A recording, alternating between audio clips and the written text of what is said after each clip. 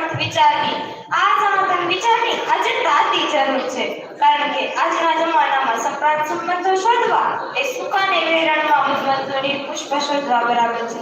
ત્યારે કડવી છતાં સત્ય સમજાવતી એ પંક્તિ કહેવાનું મન થાય, અહીં કોણ ભલાને પૂછે છે, અહીં કોણ બુરાને પૂછે છે, બદલગથી છે નિસ્બત બધાને, અહીં કોણ ખરાને પૂછે છે, નીચો બેતર ને અહીં કોણ ફૂલોની દશાને પૂછે છે, આ તો ઝુકાવે છે સંજોગ, નહીંતર અહીં કોણ ખુદાને પૂછે છે।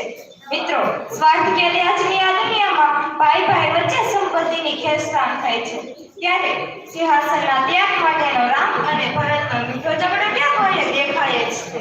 આજની મિત્રતા પણ પ્રોફિટ અને પ્લીઝરના સિદ્ધાંતે બંધાય છે, ત્યારે બંગલાનું નામ માતૃછાયા અને પિતૃછાયા તો જોઈ જશે, પણ એ બંગલામાં માતા પિતાની છાયા ન પડે તેની કાળજી લેવાય છે। કહેવાય છે કે એકતામાં નારાયણની શક્તિ રહેલી છે, અને વાત પણ સાચી જ છે।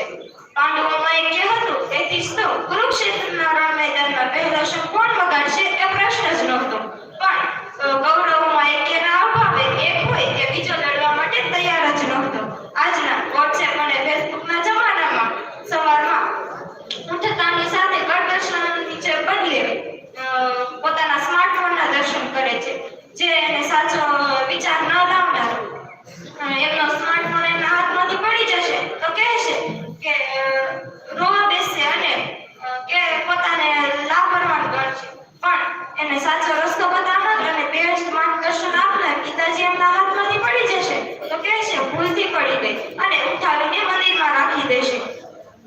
આજે વસુધૈવ કુટુંબકમની ભાવના ભૂલાઈ રહી છે। ભાષાવાદ, કોમવાદ, પ્રાંતવાદ, સામ્રાજ્યવાદ અને વિચારવાદમાં છિત્રહાર થઈ ગયેલા વિશ્વને જરૂર છે ભગવદ્ ગીતાના સમર્થ વિચારની, પરંતુ આઈન અને માયના ક્રાઇટેરિયામાં અટવાયેલા માણસને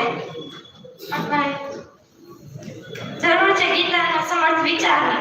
સૌથી સરળ ભાષામાં લખાયેલા આ ગ્રંથને સમજવા માટે માનવ અસમર્થ છે, ત્યારે પ્રશ્ન થાય કે માનવમાં માનવીય ઊભું કરવાની તાકાત ધરાવનારને સમર્થ વિચાર માનવ હૃદય સુધી પહોંચાડશે કોણ? ત્યારે નજરે ચડે માત્ર એક જ નામ, રાહુનો પુત્ર પાંડુરંગ। પરમ પૂજ્ય પાંડુરંગ શાસ્ત્રી 8 વધે એમના જીવનની એક ઝાંખી કરી લ્યો ને તો કર્મયોગ આખો સમજાઈ જશે। આ મિત્રો, દાદાજીનો સ્વાધ્યાય પરિવાર એક હાથમાં હૃદયસ્પર્શી વિચાર અને બીજા હાથમાં નિરપેક્ષ પ્રેમ લઈ દીદીજીના માર્ગદર્શન હેઠળ મક્કમ ગતિએ દોડતો રહ્યો છે। ત્યારે મારી વાણીને વિરામ આપતા એક શ્લોકનું ગાન કરીશ। યદા યદા હિ ધર્મસ્ય ગ્લાનિર્ભવતિ ભારત અભ્યુત્થાનમ અધર્મસ્ય તદાત્માनं સૃજામ્યહં પરિત્રાણાય સાધૂનાં વિનાશાય ચ તિષ્ઠિतं ધર્મ સંસ્થાપનાર્થાય સંભવામિ યુગે યુગે। આ શ્લોકમાં ભગવાન શ્રી કૃષ્ણ કહે છે કે જ્યારે જ્યારે આ ધરતી પર ધર્મનો નાશ થશે અને અધર્મનો વિકાસ થશે, ત્યારે ત્યારે હું આ ધરતી પર જન્મ લઈ અને ધર્મની સ્થાપના કરીશ।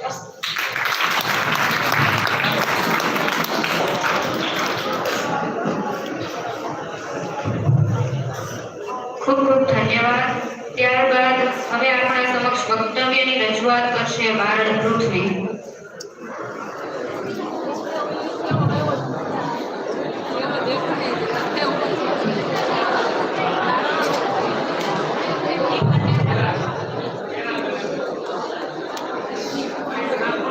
ભારત પૃથ્વી એ રાજા છે। ત્યારબાદ કાર્યક્રમને આગળ વધારતા પરમાર અર્જુન આપણા સમક્ષ વક્તવ્યની રજૂઆત કરશે।